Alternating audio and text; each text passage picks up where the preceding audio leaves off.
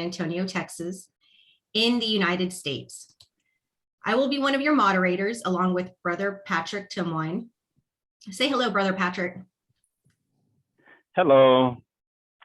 You're all welcome to this function.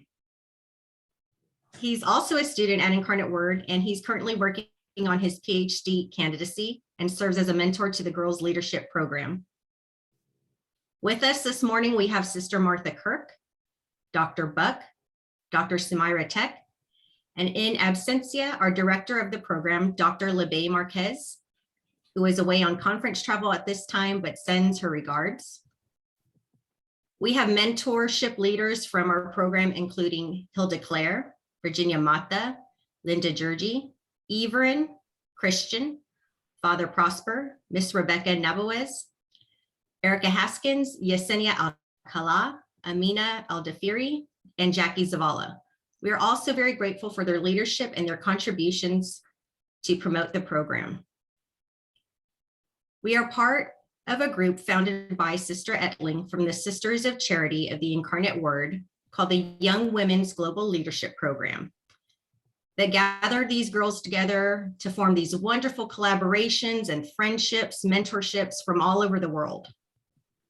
The program emulates the University of the Incarnate Word's core value of service with the curriculum applying an emphasis on social justice and community outreach. Our group today consists of 5 teams hailing from Kenya, Uganda, Kosovo, and 2 teams from the United States. We have a wonderful program planned for you. And the young ladies all worked very hard on these presentations, and they are all very eager to share them with you. So thank you to all the leaders and mentors, presenters, and participants who took time to join us today. We do have a full agenda, and we want to be mindful of everyone's time so that we end on schedule and each presentation is heard. So due to our time constraints, we ask that if you have a comment or a question to please type it in the chat box, and we will address them at the end of the presentations. Please keep in mind that due to the different time zones and internet connectivity issues and school being in session, some of the participants recorded their presentations for you beforehand, but the representatives are in attendance with us. And now, without further ado, I'll allow Dr. Buck to introduce Hilda Claire and the Kenya team for the first presentation. Thank you, Marissa. I'm Allison Buck. I teach at University of the Incarnate Word in San Antonio. And I have been involved with this Young Women's Leadership Program, as well as the organization that preceded it, Women's Global Connection, specifically to empower and mentor women and younger women for the future. So I've been working with Hilda Claire from Kenya. Hilda is the mentor for a group of girls, 11 of them, at the Chango Secondary School in rural Western Kenya. And she does have quite a few connectivity issues, and sometimes, like today, the girls can't physically be with her, but she does go out and visit them and share the programs with them and get their input on everything that's happening. So Hilda Claire can tell you more about herself.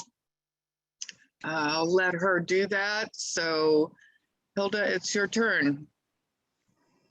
Thank you, Dr. Buck. Okay, my name is Hilda Claire. I'm from Kenya, and I'm a community leader and a mentor as well.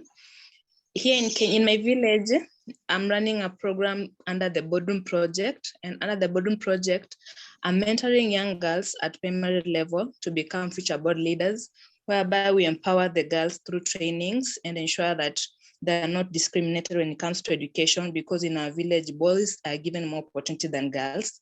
So we fight for the rights to ensure that they're in school so that they can become future leaders who can protect their communities. They can protect the women in the communities and other girls in the community. We aim at ensuring that these girls are bold and resilient. And apart from the boardroom project, I'm also a mentor under the Young Women Leadership Program, whereby I'm mentoring 11 girls from Chango High School, and we majorly empower these girls on leadership skills, training them also to become future leaders in the community and even the country at large, because we find that most of women are not given opportunities when it comes to leadership. So we want to ensure that these girls also have a say, a voice that can also protect young women and girls in the community.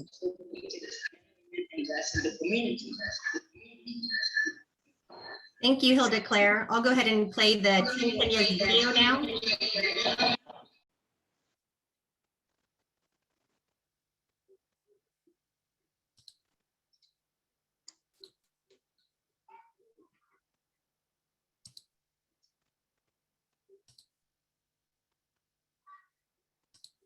Okay, my name is Lavenda and this is Chango Secondary School from Kenya, and today me and my team we are going to talk about water crisis. Talking about water is a special and important aspect in human life. So it has very many uses. For example, you can use it for washing, drinking, bathing, and even it can be used in industries for washing and mixing of chemicals, also for at home for domestic uses. For taking water, for example, water crisis has an effect on me as a girl.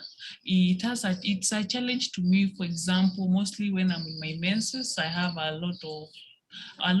have a challenge. For example, when I'm in my menses, I'm expected to take a shower at least in the morning and in the evening. So it's hard for me when the shortage of water. It's upon me now to have a shower in the morning and evening, and there's no water. So it's like I won't take a shower. That means I won't go to school. I just have to sit home, miss classes, and even when I go to school, I'm like stigmatized. So you see, it's a challenge to me because my fellow students will stay away from me because for sure I'll be producing a very bad smell, because from that menses, no, it's not good.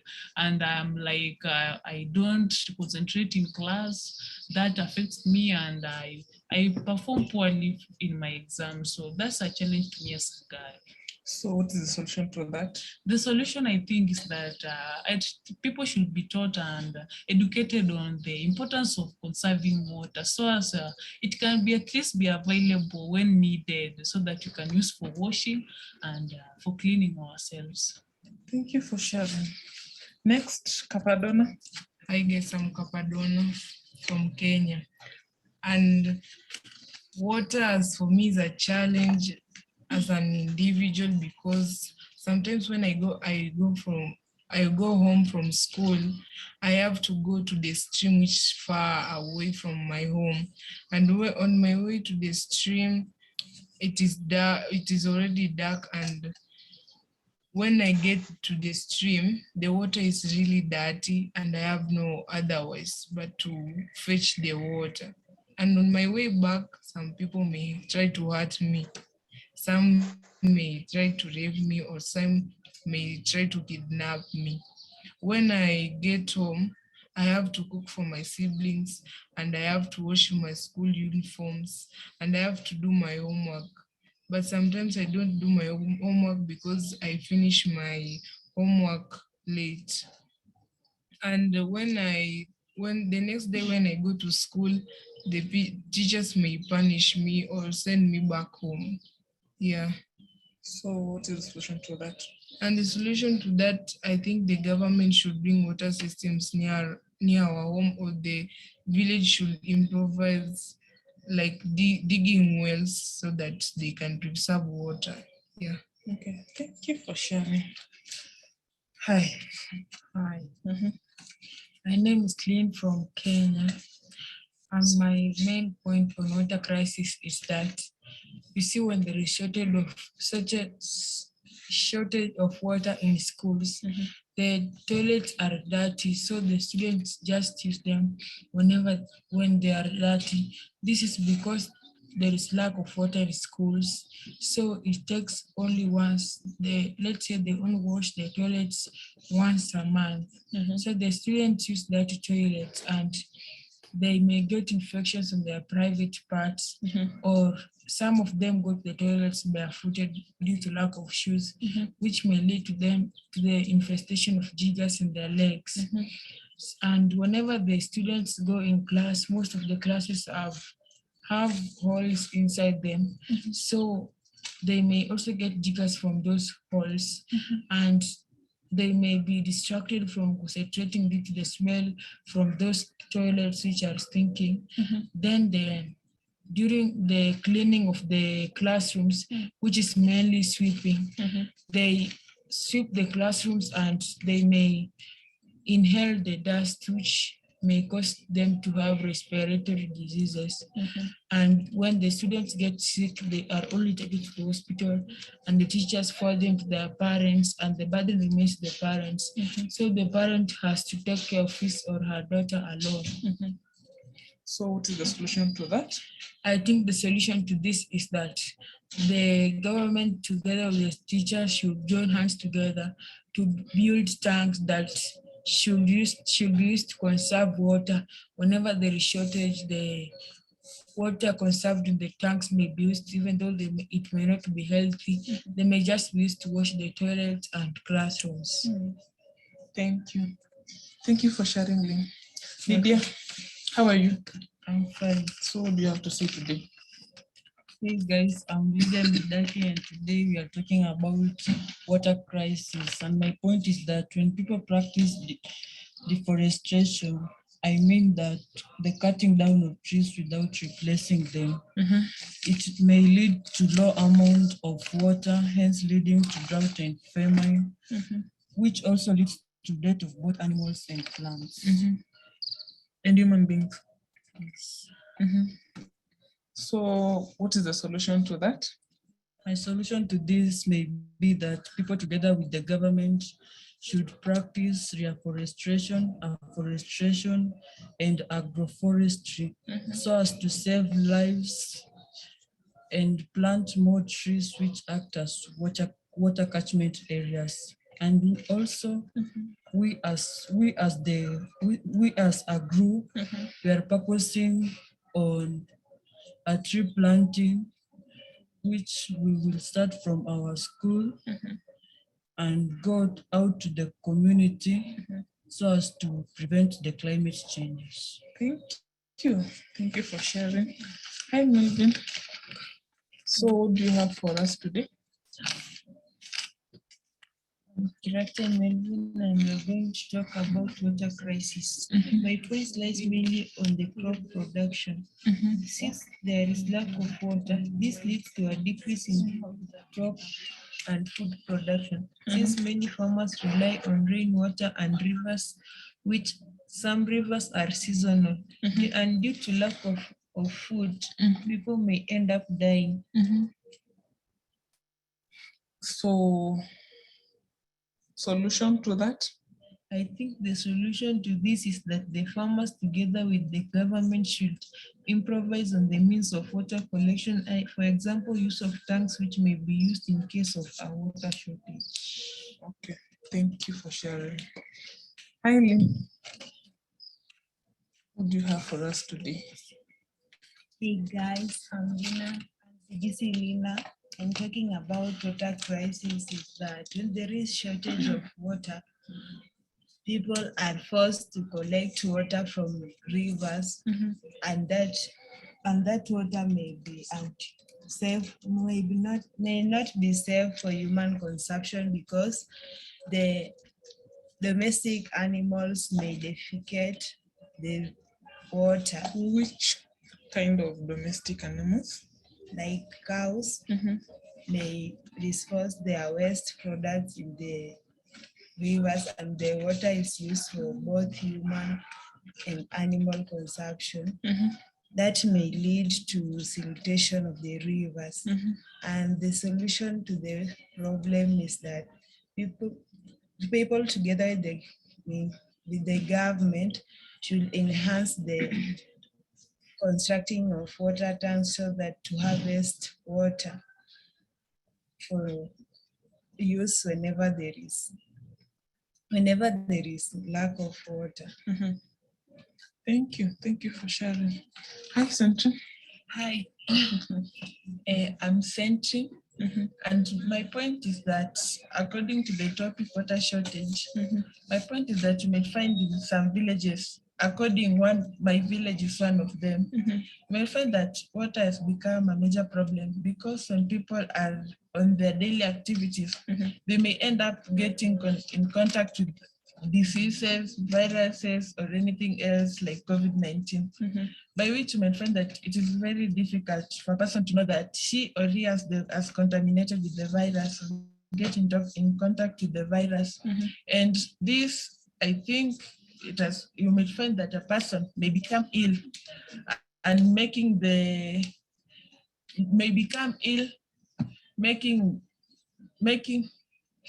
person may become ill, and you might find that the person is getting truly ill, which may cause the family or anything to have a burden in terms of medication, which may be quite expensive. This is leading to this being expensive. I think the family may not be able to afford the medication bill, by which they will just sit and wait and see the next step, if the person may survive or die. And if the person might die, it may become a very big problem to the community, because even to the family, because it may be sorrowful and the person may end up dying, may be a great person. And we as a team have come up with a project of making soap and detergent, which may help in sensitizing mostly girls and the kids and educating them on the importance of using the detergents and water. Thank you. Hi, Valerie. Hi. Yes, what's your point? Okay, I'm Valerie, and my point really lies on our health as human beings. So, like in a case in my village, whereby we experience drought in months like January. So, due to this, people conserve water using dams, and the dam is like it's like an area dug down where water is conserved, and the water is stagnant. Due to this, stagnant water attracts bacteria such as bilharzia bacteria or malaria pests. Due to this, when human beings consume water which is being contaminated by bacteria, it may be ill. It may cause some illness or destroy human immune system. So human beings are likely to be affected by this. And when one is affected by, let's say, a bilharzia fluid, it is expensive to treat without an NHIF card, which the bills may be expensive to the family if they don't have money. Let's say the parents don't have a permanent job, they hustle. So it is just like a challenge. So this may lead to severe cases to the family members. Yeah. So what's the solution to that? Okay, my solution to this point is that I suggest that the government should help in supplying of water tanks to the village, and encouraging villages to keep disinfecting water, to use clean water around the community, and even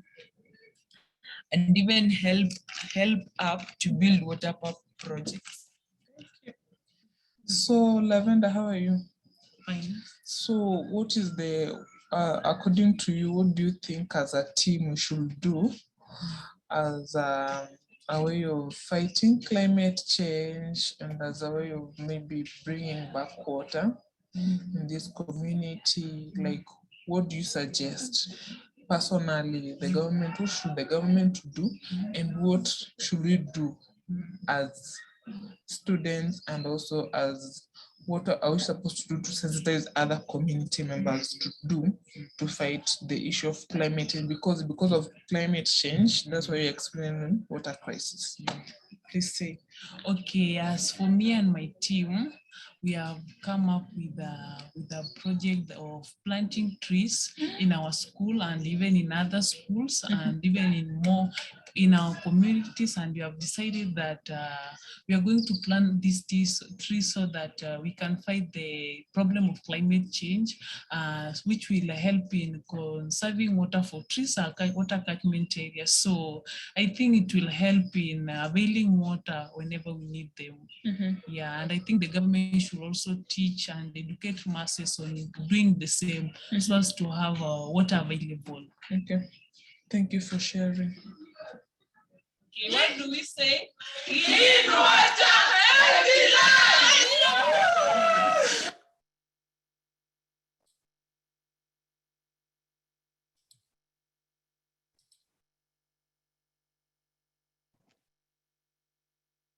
Great job. Thank you, Team Kenya, for that insightful presentation. That was wonderful.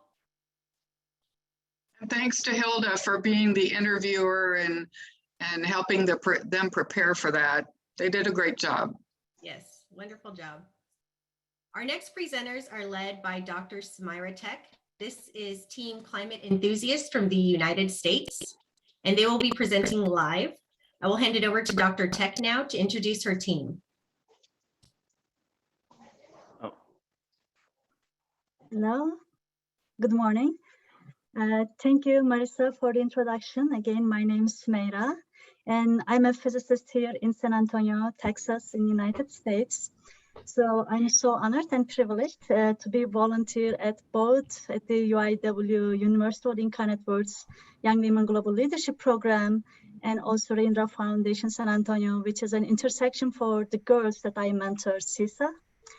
CISA means Climate Enthusiasts of San Antonio. And these wonderful young women are Şeyma Kılıç, Esma Korkmaz, Betül Ufak, and Nesibe Çelik. So let me introduce them very quick, and I'll just ask them to wave their hands when I'm introducing them, so you know who they are. Şeyma Kılıç. Şeyma was born in Turkey and moved to the United States in 2019. She's currently a sophomore at Engineering and Technology Academy at Roosevelt High School. And secondly, I'm just introducing them in order that how they will be speaking, they're doing their presentation. And secondly, I would like to introduce Esma Korkmaz. She was born in San Antonio into a Turkish-American family. She's a junior in Business Careers High School here in San Antonio again. So third CISA member is Betül Ufak. Betül is here too. Yeah, she's born in Bangladesh, originally from Turkey, now in US. She's currently attending Johnson High School in San Antonio. And our first speaker of CISA will be Nesibe Çelik. Nesibe was born also in Turkey and later moved to the United States in 2010. She is also a junior at Harmony Science Academy, San Antonio, Texas. So please welcome them and have their presentation. And Sister Marta, if you can make Betül co-host, if she's not, because she'll be sharing the screen. Thank you so much.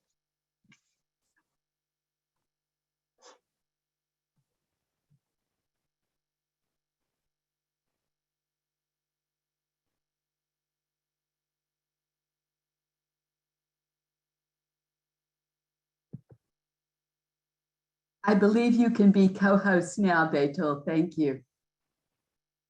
Thank you.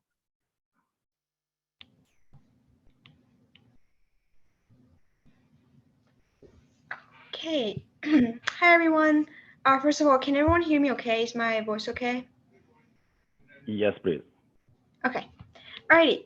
Hi, we are Climate Enthusiasts of San Antonio, or CISA, and we are a team based in San Antonio, Texas, made of 4 young women in high school who are passionate about climate action. So all CISA members are also a part of University of the Incarnate Word's Young Women's Global Leadership Program. This excellent program focuses on bringing attention to the 17 United Nations Sustainable Development Goals. So since fixing gender equality helps solve many of these 17 UN SDGs, we as CSA decided to focus on goal 13, which is climate action. Our main goal with CSA is to engage our community in events and activities that bring attention to climate change and what we can do as citizens to mitigate its effects on our planet.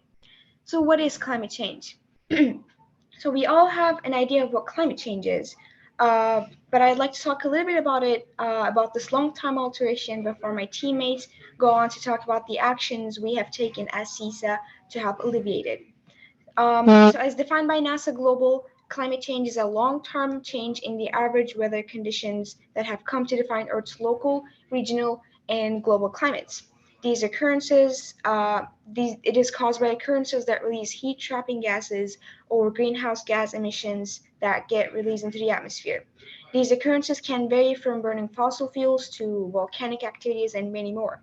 On the other hand, some of the daily things we do, such as leaving the lights on, driving too much, flying too much, can also increase our carbon footprint. So you could say the major contributor to climate change by humans would be big oil companies that are burning fossil fuels and on extreme levels, and even setting the ocean on fire, which is something we've witnessed. However, we will be today focusing on what we, the ordinary citizens, the committee members, can do in order to reach the global climate action goal. Reducing the amount of greenhouse gas emissions that get released into the atmosphere should be our #1 goal as the world. So women and climate change. Climate change deepens the already existing gender inequalities between women and men. As natural resources get scarce through floods, droughts, and rise in sea levels, women take on more risks to travel further and or go to further lengths to find resources for their family and provide for their family. On the social side, times of hazard and stress result in more domestic violence against women, as well as harsher circumstances in which women have to take care of their households. The committee events CSA did may not have a direct effect on women sacrificing their extra time and effort to take care of their family across the globe during climate change. But as Women Representative Alexandra Ocasio-Cortez expressed, like in a giant mosaic, each small piece, which is us and our efforts, is far more powerful and meaningful than we know. And each piece, we need each other far more than we realize. Climate change is a worldwide issue affecting all of us, an issue which our future depends on. The global goal is to reduce the gas emissions to net zero by 2050. In order to ensure we have a safe future and do our part in mitigating climate change, CSA organized various committee events focusing on climate action, never forgetting that every action matters, especially in the grand scheme of events.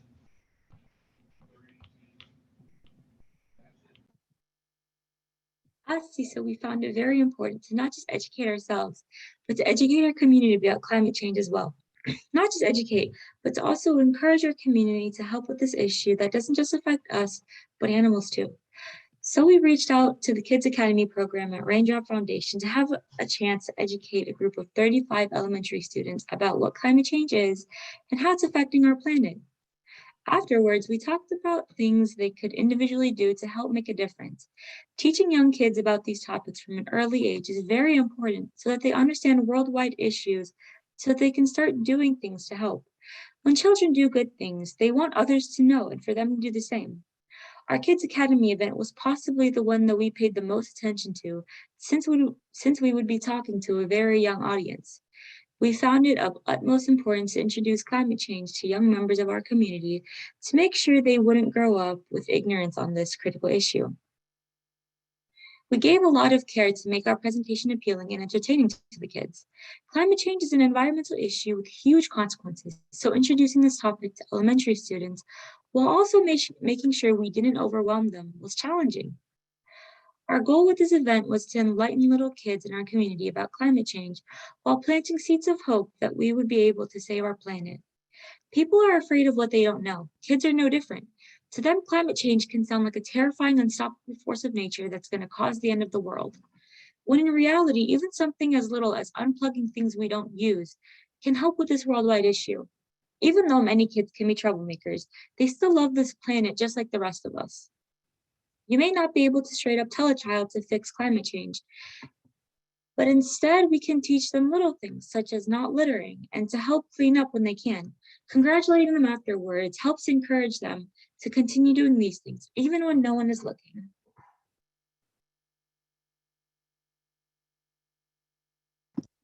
I'm Betsy Pavlak, and I will be talking about our Interfaith tree planting event.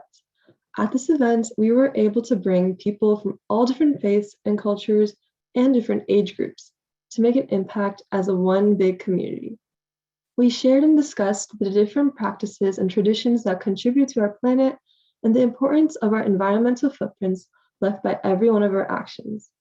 We invited speakers from our neighbor churches, the Deeper Life Bible Church and the Pursuit Church San Antonio, and the local synagogue Agudas Hakim, as well as a Muslim speaker from the Raindrop Foundation, as well as our mentor, Sister Martha, from the University of the Incarnate Word, where they shared the importance of trees in their different faiths.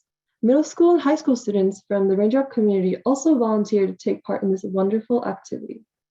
On October 17, with about 60 volunteers from all age groups, from local churches and synagogues, as well as other Muslim community members, we were able to plant a total of 11 trees at the empty property of the Turkish Muslim Community Raindrop Foundation at San Antonio. These trees were donated by one of our sponsors, the City of San Antonio Parks and Recreation, and our event was a part of the larger community project, Compassionate San Antonio Tree Project. So you may ask, why trees and what's so significant about them that we made our biggest and largest project? Well, trees may seem like very simple plants, but they're actually very complex organisms, and they provide so much to this planet, even when they're always in the same spot.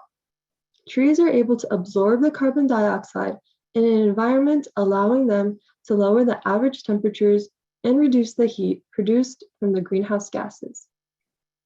From looking at the color-coded urban heat island map of San Antonio, we can see our city is on the warmer side of the spectrum and could reach up to more than 100 degrees in the summer.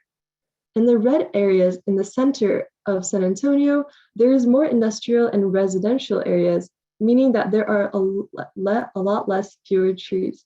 And as we get farther away from the redder areas, the bluer areas mean that there are more trees and less greenhouse gases. This is one of the countless reasons why we decided to prepare and organize this activity.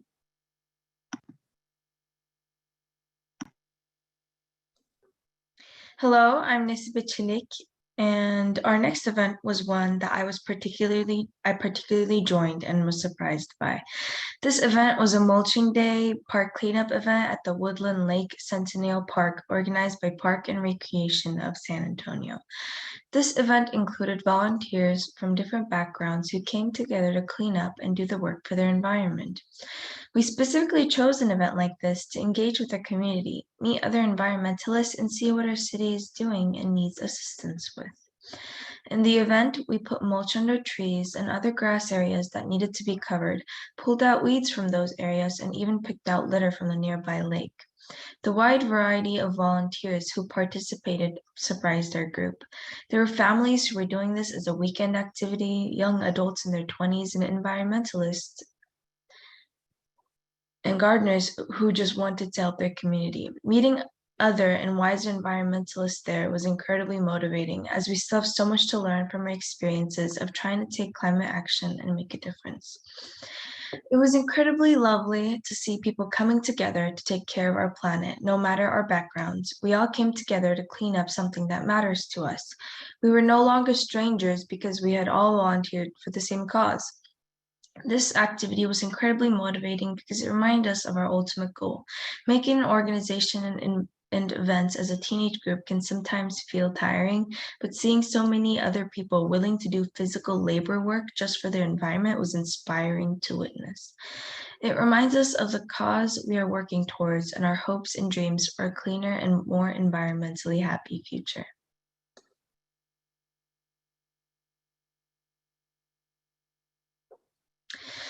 CSA opened up us a lot of opportunities for many things. We were able to bring people from all different faiths, cultures, and backgrounds and create a big and diverse community with all of us having the same goal in mind, climate action. We were united by this important issue, and this brought us all together and allowed us to build something beautiful, something that can make a change. There were many women volunteers besides us, CESA, who were motivated and determined to make the Interfaith Tree Planting Project possible. Thank you for everyone who helped. We appreciate all your efforts. In addition with these projects, as CESA, we realize we have a very big and supportive community who is always ready to be there for us. And with our teammates devoted and very passionate about this problem, we believe we have the power to make the change we want to see.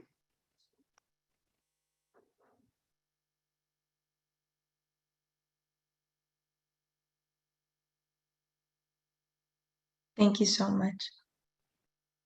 Thank you for listening. Thank you, ladies, for that wonderful presentation. Great job. And I'm happy you were able to join us live for this event.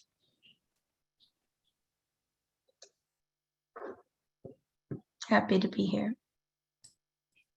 Our third presentation is from Uganda, whose team is led by Patrick Tumwine. Brother Patrick, please introduce your team and tell us about the topic. Thank you so much, Marisa, and thank you so much for Team Climate Enthusiastics. Our next presenter will be from Team Uganda on plastic pollution, led by Blessed Peace. And I'll go ahead and share the screen.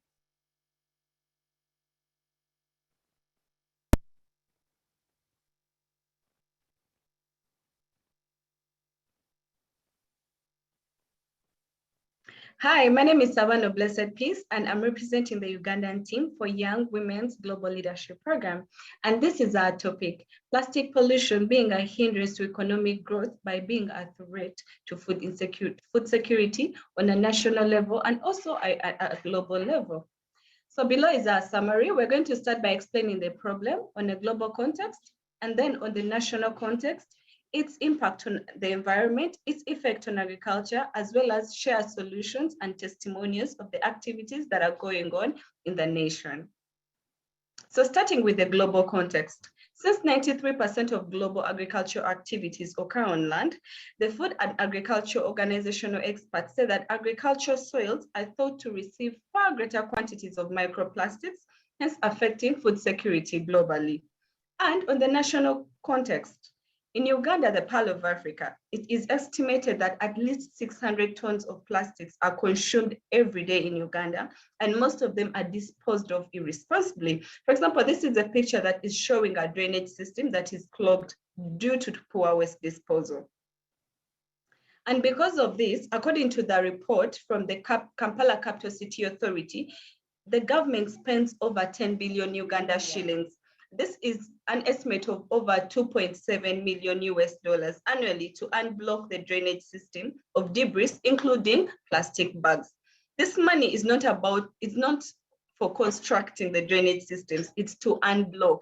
And Uganda being a third world country, I believe this money can do far more, it can do a lot for the nation. Maybe build more schools and also empower maybe young women, men in the nation, as well as other challenges. We can use it to tackle other challenges, but it's so sad that over $2.7 million is used to unblock, drainage systems, and that is because of our poor waste disposal.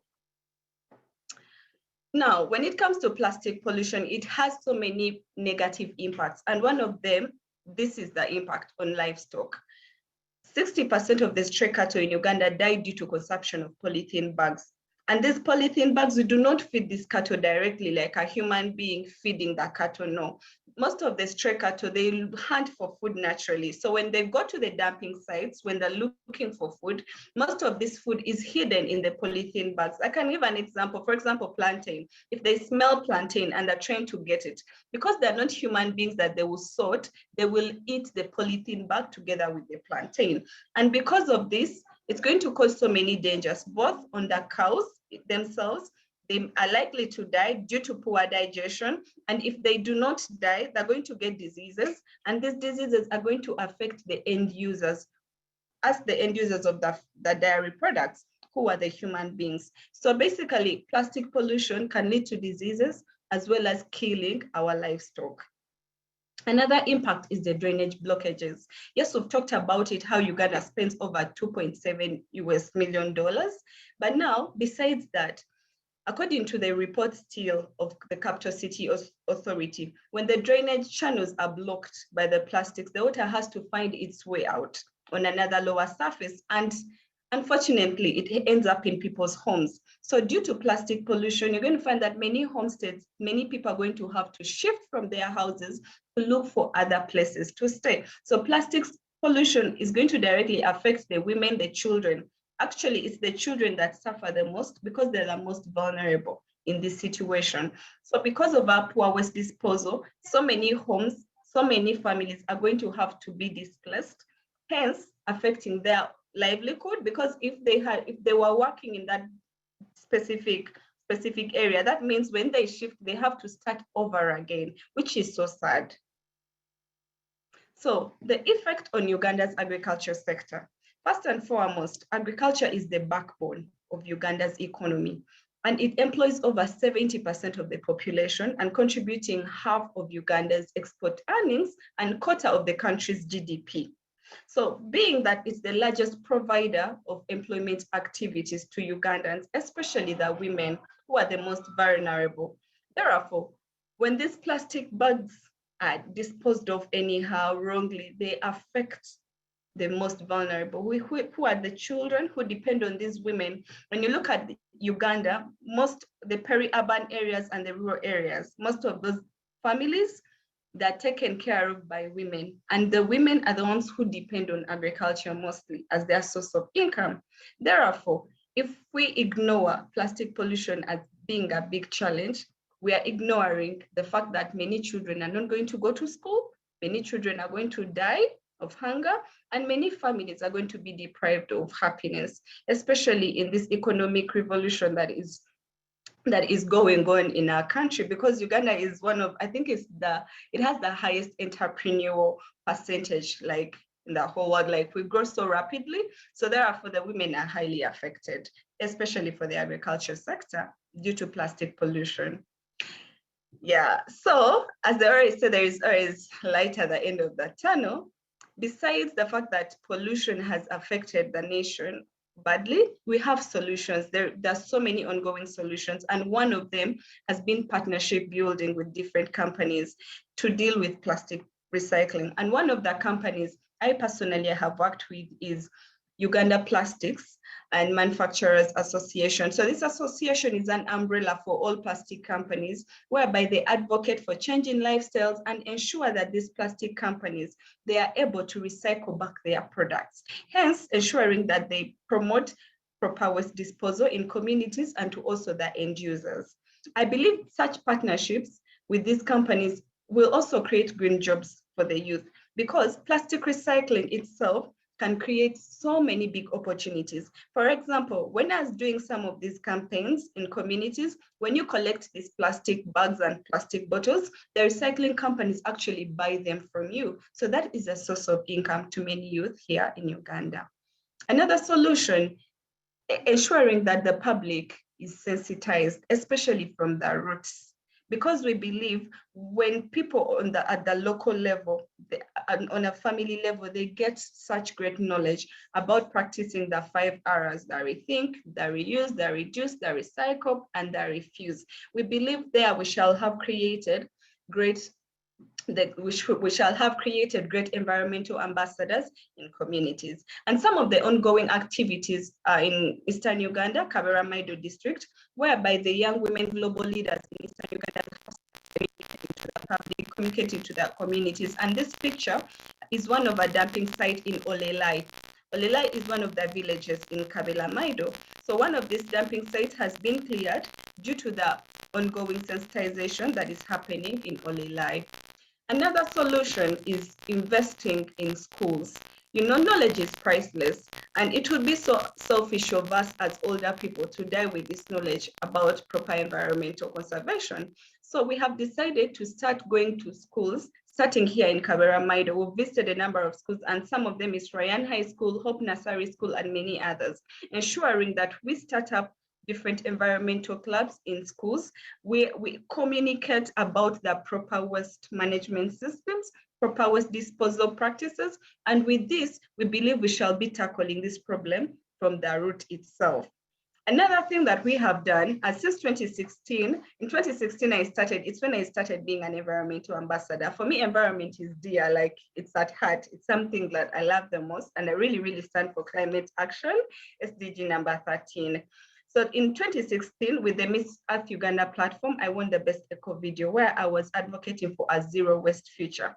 Zero waste, like even if you're going to just get a plate of food, ensure that get what you can, get what you can consume. Because if you're going to leave some, you're not just throwing away food, but you're throwing away energy. You're throwing away, like you're wasting the environment. You're throwing away energy of someone who made that food from the garden. You're throwing away money. There is a lot that we lose due to plastic pollution, and also due to poor waste management.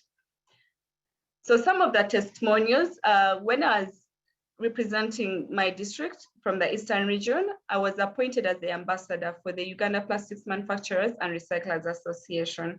And with this opportunity, I was able to run different campaigns on radios and traveling around Uganda as a nation where we would sensitize communities, both virtually and physically. This platform helped open for me so many doors that right now I'm even here, and it's amazing. It has opened so many doors for me to keep advocating for proper waste disposal practices. As we finish, I believe that every one of us has a role to play, and as Peace, as the Young Women's Global Program, I know this is a program that is not going to only empower the women, but also all people, all humans, because environment is not just an issue that is on a global context, it's a humanitarian issue. If we do not tackle plastic pollution, we are depriving kids of their rights, because they're not going to be able to have good food, they're not going to be able to have good education. Therefore, each one of us should know that environment is an issue that should be taken dearly at heart. We should practice the 5 environmental areas and ensure that we are better environment ambassadors in our communities. Thank you.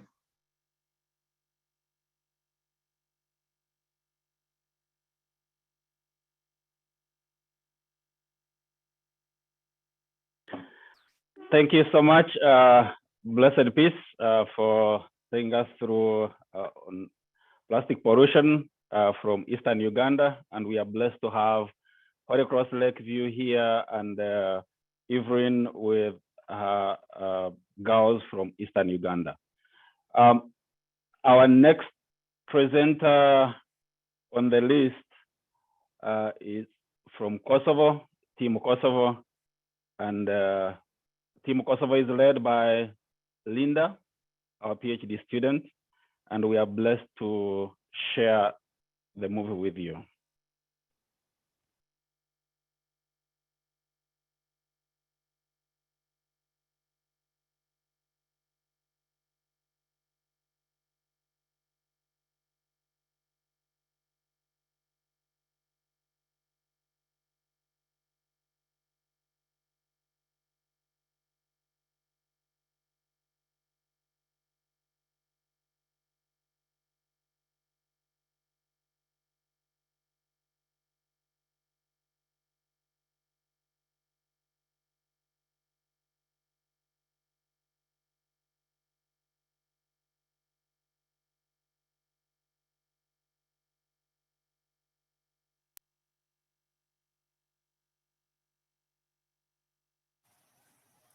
Hello, everyone. Thank you for joining us today.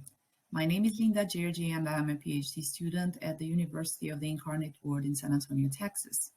I'm from Kosovo, and I'm mentoring a team of young women from Kosovo who are participating in the Young Women's Global Leadership Program. These young ladies will enlighten us today with their presentation called "Don't Throw Our Future Away.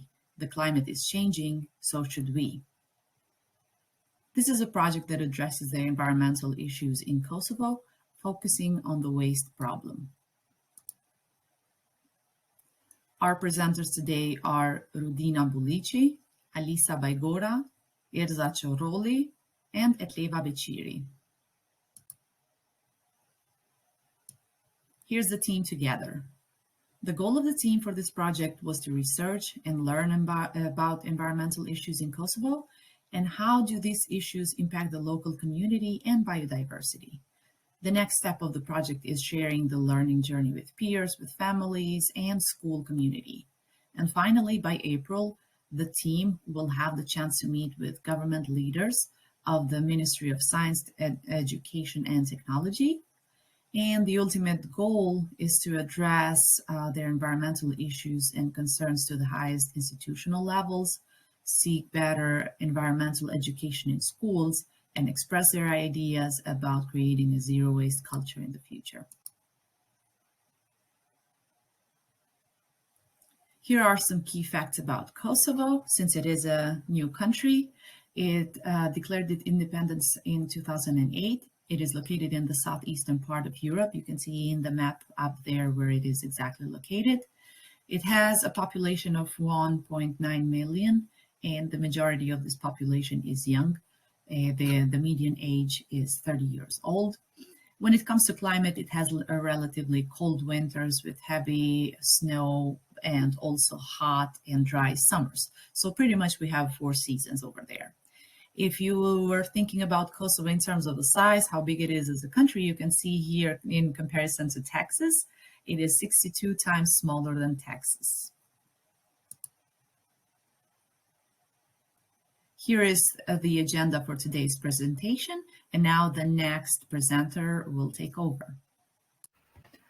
Hello, I am Rudina and I am going through Kosovo's waste problem. It is a huge deal and it is affected by environmental issues like urban waste, central and individual heating, construction and commercial waste, poor waste and landfill management, lack of recycling, air pollution, energy production and gas emissions, industrial waste, illegal landfills, quarries breaking the law, degraded biodiversity, and water pollution and shortages.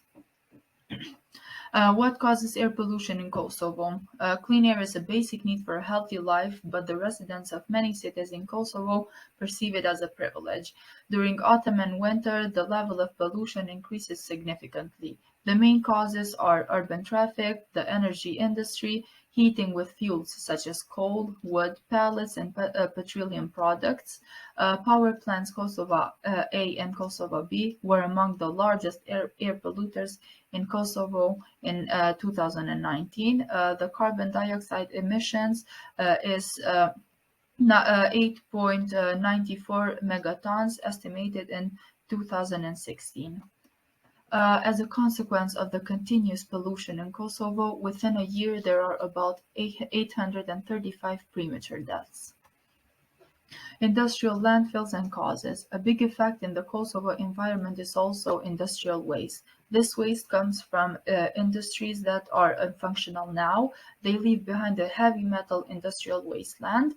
Among these areas polluted by heavy metals is also the Mitrovica Industrial Park with a surface of 34.62 hectares, only 15 to 20 meters from the river Sitnica, close to the city hospital and residential areas.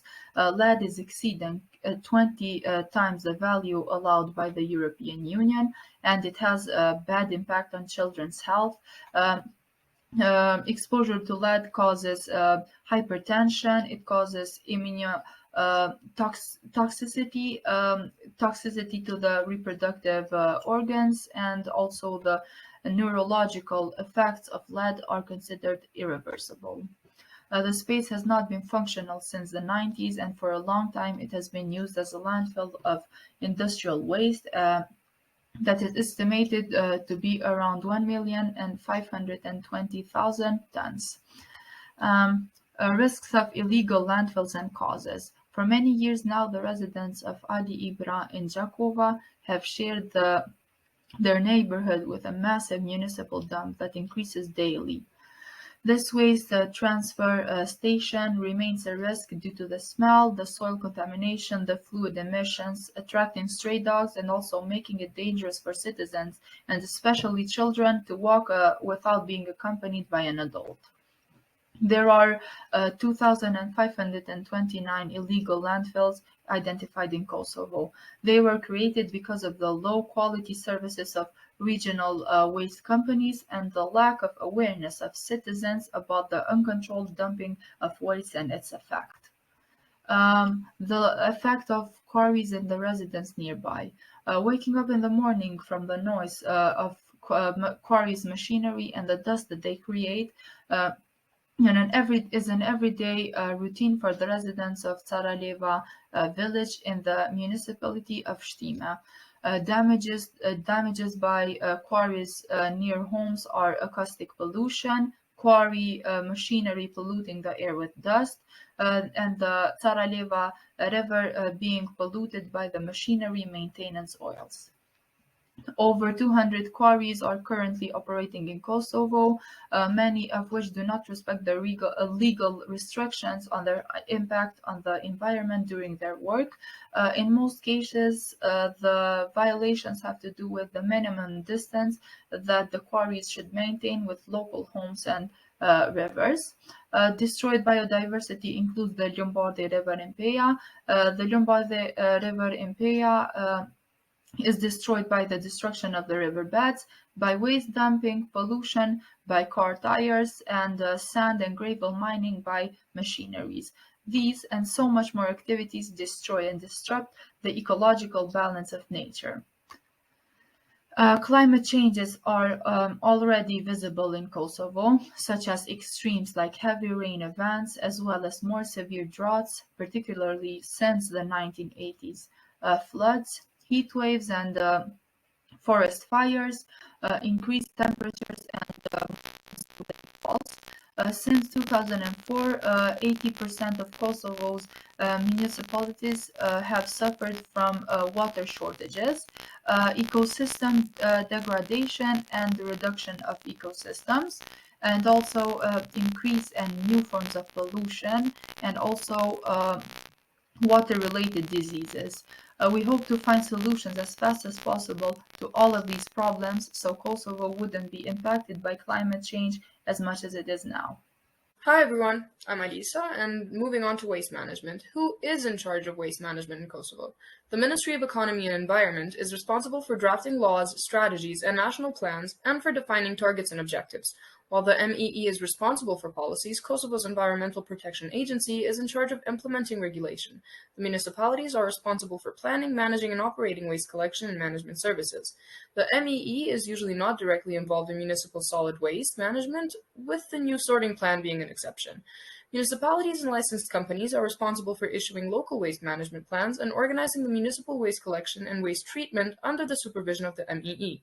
Companies collecting waste must be licensed to do this activity. The MEE and KEPA are also responsible for collecting waste data and reporting them to the government and assembly. How is the waste problem being managed in Kosovo? Well, in urban areas, waste is collected through common collection points, while in rural areas, the collection is done almost door to door.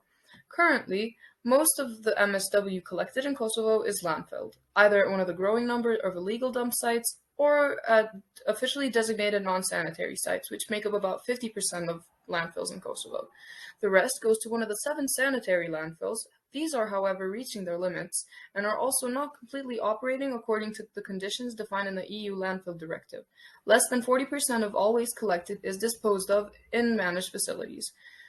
A big portion of the waste collected in Kosovo is also exported to the neighboring countries for recycling. This is done through different contractors, and it's mainly done because Kosovo does not have its own recycling unit. Last year, a waste separation and classification plant opened in Mitrovica, and it was expected to start running by the end of 2021. However, there is little to no data on its efficiency and functionality. Another way that waste is being managed in Kosovo is through informal waste pickers. This is a good thing and a bad thing, and I'm going to touch up on it more in the next slide. So what are the main issues with waste management in Kosovo? Well, the main issues include poor data or unavailable data, financial viability, trained staff, insufficient cross-institutional cooperation, extensive informal sector activities, low levels of public awareness, and poor enforcement of the laws. The poor data and unavailable data ties in with informal waste pickers. Because of a large number of informal waste pickers, officials have difficulties rounding up consistent data about how much waste is being picked, where it's being deposited, and how much of it is being exported for recycling. Financial viability. In some municipalities, the collection of service fees is collected directly by the public municipal waste collection companies, while in others, fees are collected by the municipality for municipal services. In addition to household fees, there are fees for waste collection and services for businesses and institutions. There is no pay-as-you-throw system in place, so households pay a fixed monthly fee for the waste collection and disposal services. This flat rate varies from place to place. However, it averages at about 60 euros per year per household. These revenues cover only the collection service, and the remaining disposal costs have to be obtained from other funding sources, some of which are obtained through the MEE, while others are maintained from project grants, mainly from GIZ, supported by projects funded by the European Commission. The number of households paying this fee has grown over the years. However, the fee itself has remained constant. Some levels also require gate fees, which are usually at around 7 euros per ton of weight. This covers only the basic cost of managing the landfill without making any provisions for upgrading and aftercare. As for schools, who is in charge of waste management in schools? Well, we interviewed the principal of Eshamshabe High School, which is one of the main high schools in the capital of our country, and the system at which it functions is very similar to most of other public schools in the country. The school's technical team, which is made up of 11 workers, is overlooked by the school's secretary. They're in charge of cleaning the school environments and collecting the waste in big containers, which are then emptied out by regional waste companies such as the company Pastrime, which then finally disposes of it. Waste is collected daily inside the school, while containers are emptied out twice a week. Hi, I am Ekeva Betire, and here are our future recommendations. We are starting from here, one step at a time. Use reusable grocery bags. Use a reusable bottle, cups, straws for beverages. Avoid single-use food and drink containers and utensils. Our goal is to bring awareness to the community by these ideas.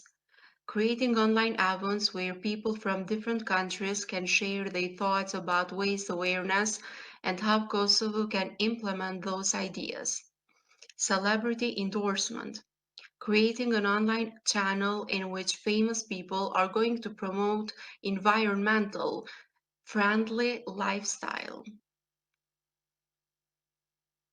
Decrease of single-use plastic products. Producing qualitative and useful products with normal cheap price would distract people from subs. The longer the product lasts, the better. Create reusable products and stop creating subs. Educating the community about the life subs were born and try to get the best from it. Classic never gets old.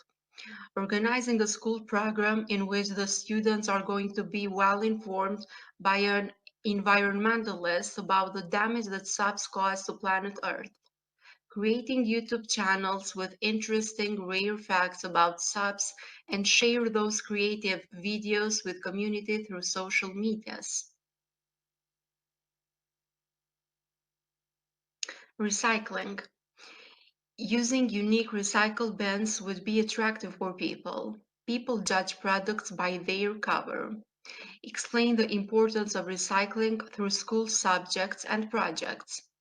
Giving people the chance to see the process of recycling would inspire people to recycle when they see how things can turn into other things.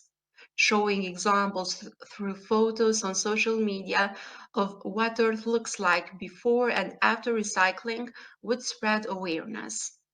Creating short, funny quotes and writing them on recycle bins would impress people. Don't be trashy, recycle. Hello everyone, I'm Erza and I've created a short animation to share with you all. It's about how pollution impacts the life of animals and biodiversity. It's based off an actual picture which was taken at our national park called Grmia.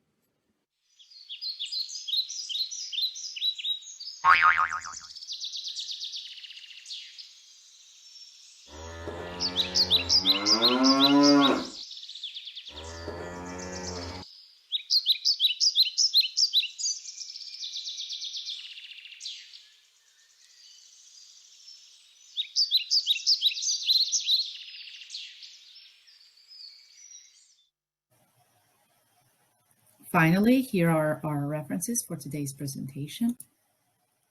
If you have any question, please feel free to reach out anytime, and we thank you for attending our presentation today.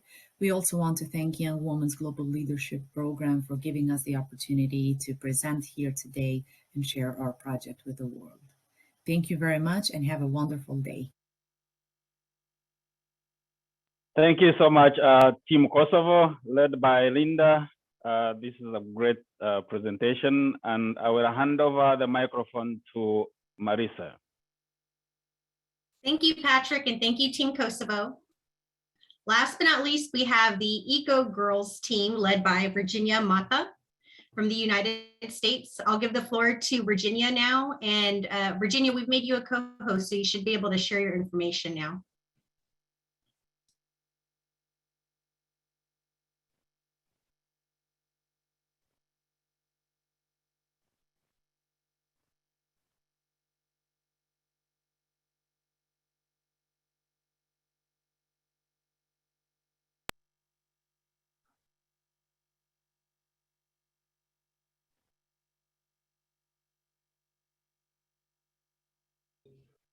Good morning, everyone. Thank you all for the opportunity.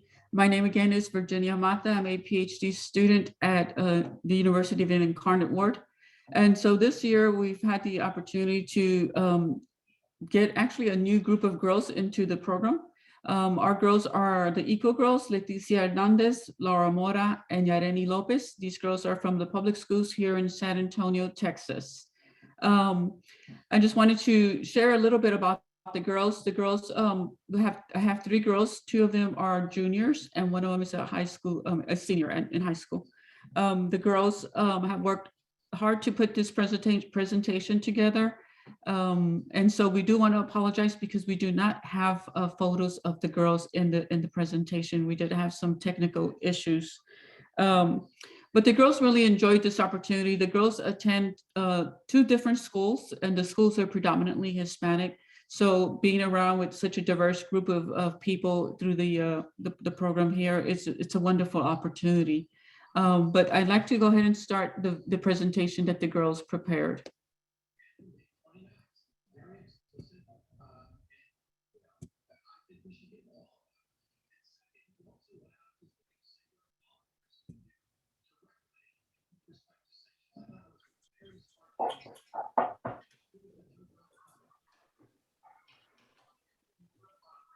The future is getting warmer. The long-term effects of climate change by Eco Girls, Leticia Hernandez, Laura Mora, and Yareni Lopez.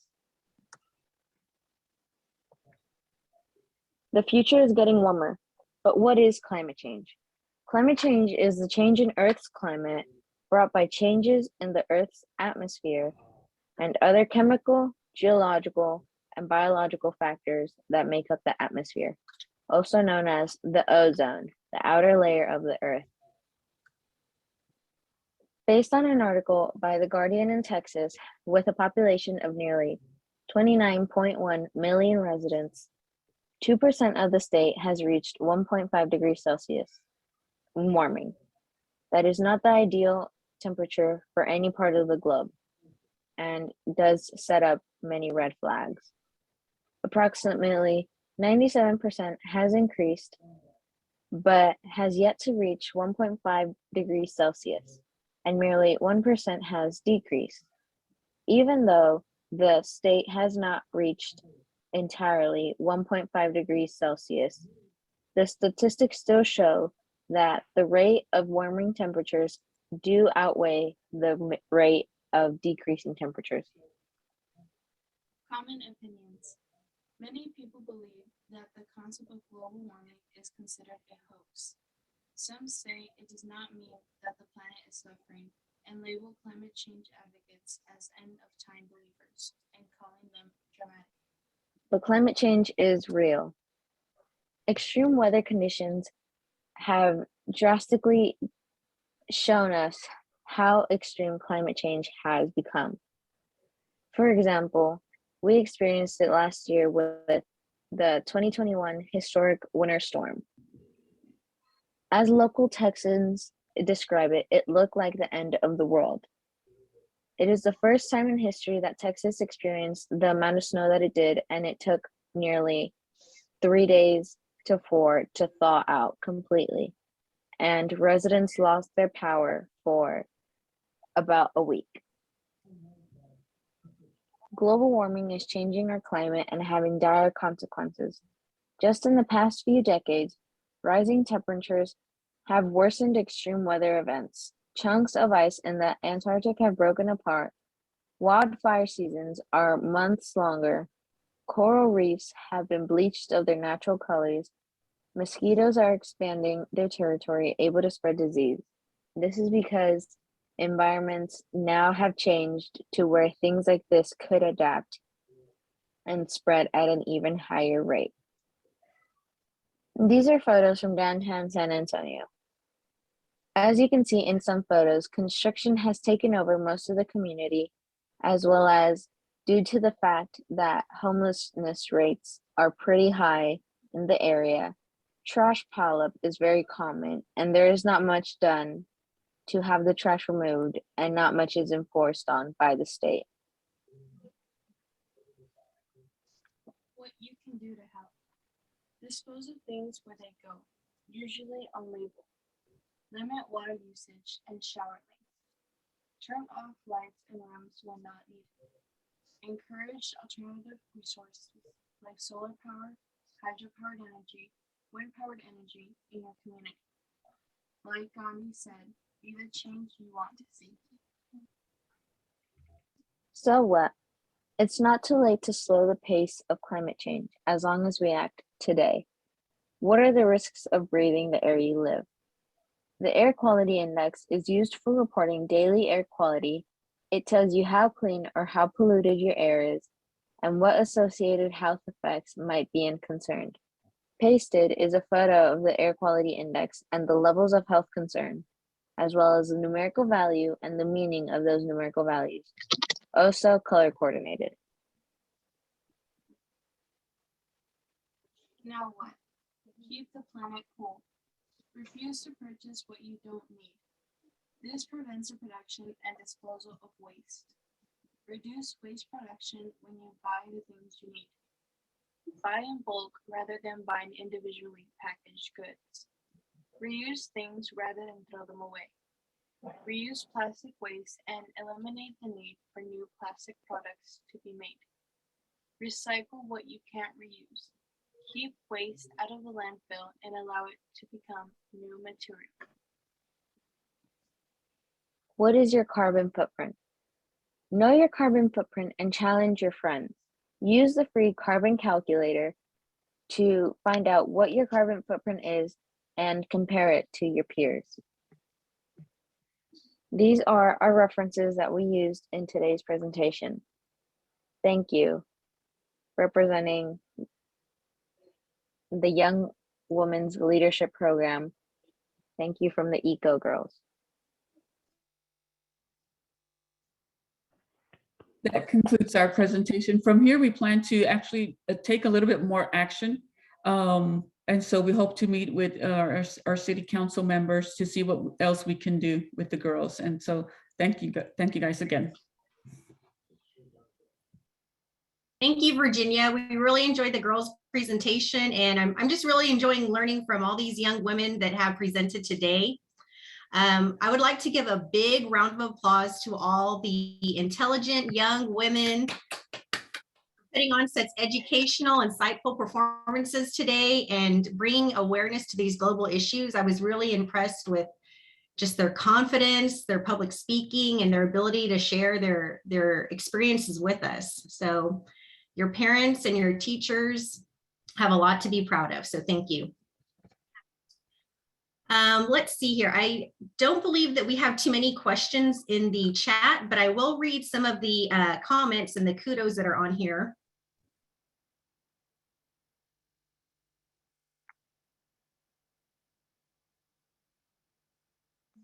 So Allison Buck, the girls video brings home the reality of clean water and sanitation issues for these girls and others. Being in school is a top priority. And the group has been planting trees and providing soap to their community. That was with the Kenya group. Kevin Brown says, congratulations to all the students for illuminating water issues in your community and showing leadership in providing action-oriented solutions to current problems. There are congratulations to Team Kenya and Hilda. Such an inspiring and insightful video from such intelligent young women. Thank you and congratulations to Team Kenya. And we also have a note from Yesenia Alcala, who is present with us today from the University of the Incarnate Word in Texas. She says, please visit the NGO CSW66 Artisan Marketplace, the Shipobo artwork, Arte de Madres Shipabas. You will see beautifully handmade artwork by the Shipobo women from the Amazon rainforest. And she also left her link there. Yesenia, I don't know if you wanted to mention anything else as far as your artisan shop goes right now and the work that you're doing. Yes, it'd be nice. Oh, the work that I do is I keep in constant contact with the Shipibo women. And actually, I just heard from them yesterday. They're always keeping in touch on what they're doing, what they're selling out in the streets, which is very hard right now with COVID-19. And some of them have not had their shots or their vaccinations. So if you'd like to learn more about the women, please visit the website. I always keep it maintained and updated with the most recent artwork, and they'll be sending me more shipments in, so check in. Thank you. We need to realize that they're in the Amazon rainforest. And as we have been hearing about sustainability, the rainforest is like the lungs of the earth. It's important for all of us. So as we support the Shipibo women in the Amazon rainforest, we're really doing a wonderful, sustainable network. Yes, thank you, Sister Martha. Please support the Shipobo women. Love seeing all these young leaders stepping up and taking action from Jamaica Jones. And she would like to learn more about the amazing work and how she can work with us. And I believe Patrick sent you the link to Dr. LeBay Marquez. And I believe that also Sister Martha put in the link for the Young Women's Global Leadership website that is also in the chat. So those are some great resources. Congratulations to CESA. That's the climate enthusiasts.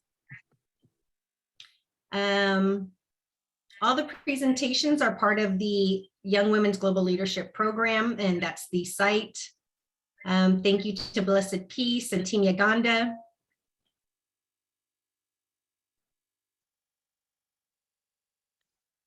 Great presentation. Thank you, Team Kosovo. And Linda Girgi also left her contact information if you'd like to reach out to her or if you have any questions regarding Team Kosovo. And another thank you for all the wonderful presentations. They were all very informative.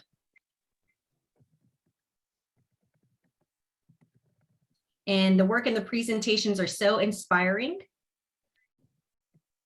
Great work to all the fellow girls.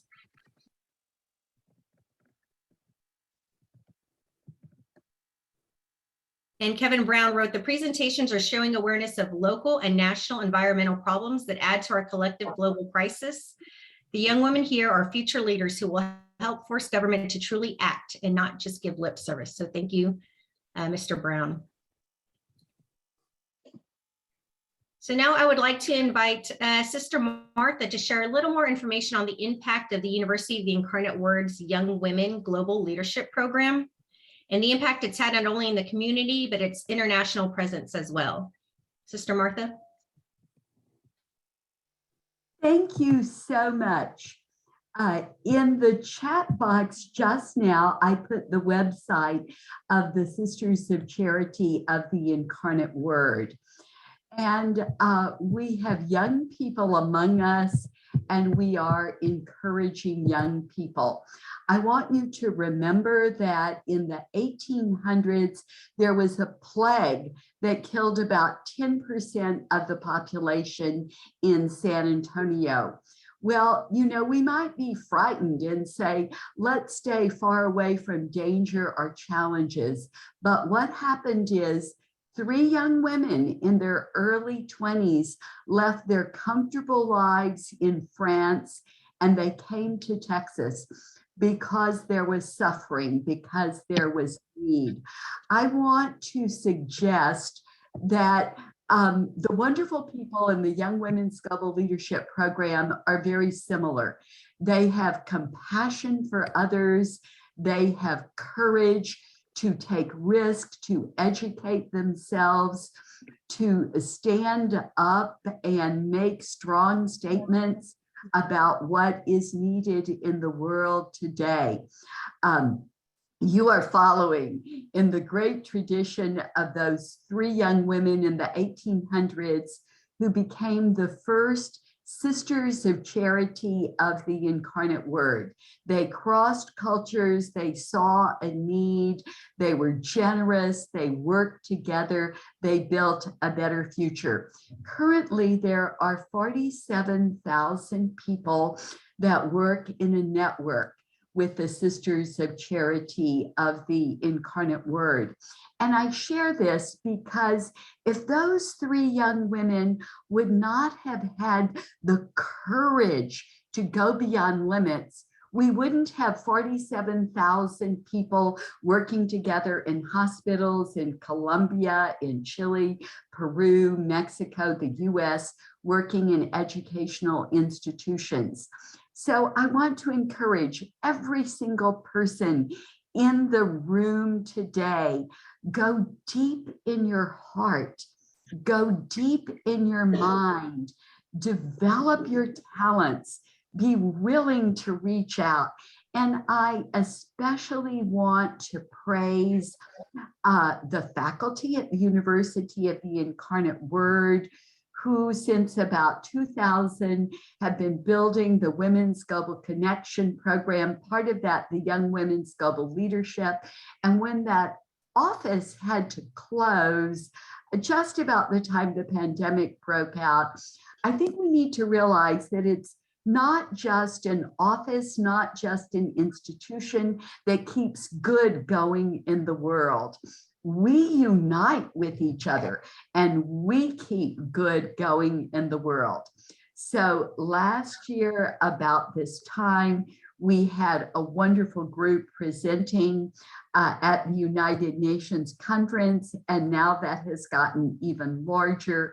And we have almost a dozen doctoral students who work with Dr. Joan Bay Marquez, who is presenting at a conference today. She can't be with us, but I want to applaud her. I want to applaud the doctoral students. I want to applaud all of you who have been mentoring young women. Now, I could go on talking forever, but I put a question in the chat box that I am really hoping someone from every single country might unmute their microphone and might answer the question, why is it important that we work together from country to country? So I don't know, is there someone from Kenya who could unmute right now and say why they think it's important to work together country to country? Thank you, Sister Martha. And this is Hilda again. I think for me, working with people from different countries gives an opportunity for our girls to learn different cultures about other girls in different countries. We learn a lot from new people, and they feel like these are people. These girls are from the village where I stay. So if she hears that she's speaking with girls from Uganda, she's like, wow. So I'm growing. If she hears that she's speaking with the guys from the US, she feels like, wow, so I can make it. So this one give them the confidence and courage to do their best and also to learn a lot. Thank you. Thank you. It was just a treat to see the faces of your girls. Now, the first team from Uganda that presented, do we have anyone from there live? And would you make a comment why you think it's important to work from country to country? Hi, everyone. Yes, it's important to work with people from different countries because understanding the global and the local perspective is very necessary in order for us to know how to work in the different cultural frameworks that is crucial for us to develop in our own country. Thank you. Thank you so much.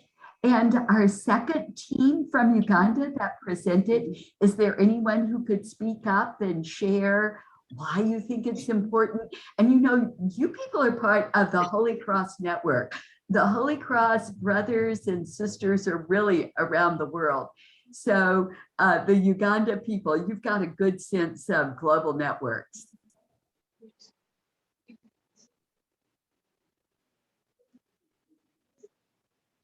Or it could even be Brother Patrick, who has helped us be so connected. Well,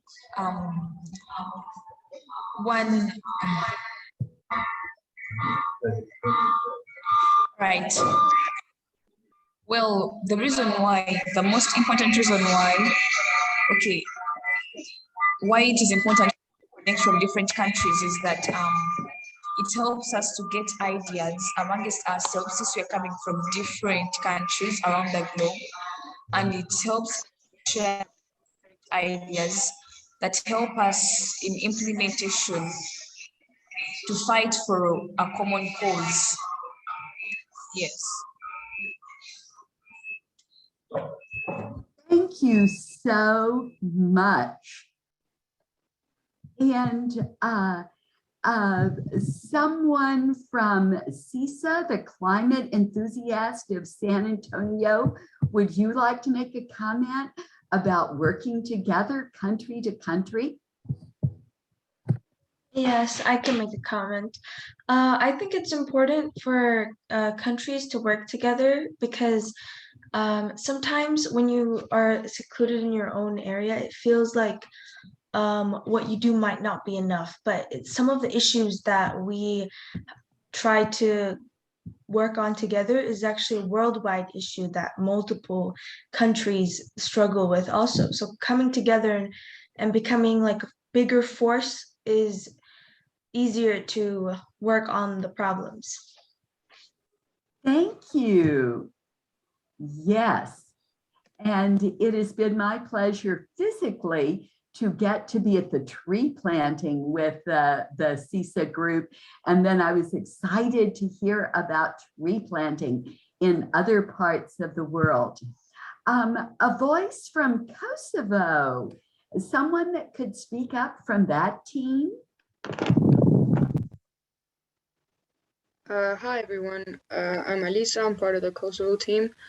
Why I think it's important for people to collaborate from different countries. Well, I think that's important because when you get to work with people who live in different places than you do, then you get a new insight into the problems that you're talking about or you're working on. And it's also common sense that if multiple people work together, they can achieve their goals much faster and much more efficiently than if it were only one or lesser people. Thank you so much. Yes, global cooperation. And the second team from the United States, Virginia Mata and friends. Is there anyone who could speak for your team?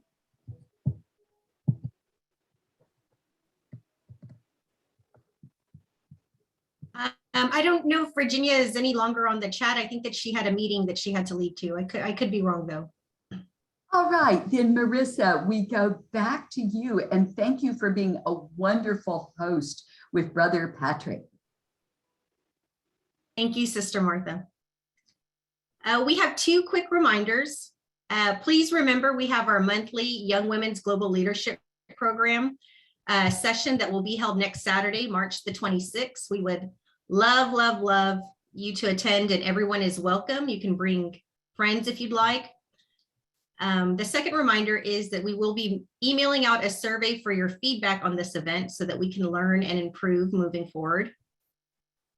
And Patrick and Dr. Tech, did I leave out anything else before I do closing remarks? I have one question. No, actually an announcement, not a question. In April 23rd, we'll have Global Leadership Summit held at the University of Incarnate Word under the umbrella of Young Women's Global Leadership Program and Ethnic Center of Leadership. Please, you are most welcome to join us. As Marissa said, next week we'll have a conference for Young Women's Global Leadership Program, and we'll be dealing with gender equality. Please, you are most welcome. And don't miss the Global Leadership Summit in April 23rd. Thank you so much for giving us the platform. Let's have a picture. Everybody turn on your camera. Turn on your camera, smile, wave. Let's have a picture together. I'll do a few of them. Okay, a picture. Oh, you're looking really beautiful. Let me do another. There's so many people here, can't get everyone in one picture. Okay, the next picture, ready for that. We are so grateful for your presence. Together, we make a wonderful world. And I see that people working on our April 23rd gathering are here. So just hope to see you all back on April 23rd when we hear more wonderful presentations.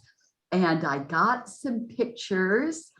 And I believe we have officially closed, but the Zoom room will be open for a little while if you want to stay back for informal chat. So the recording is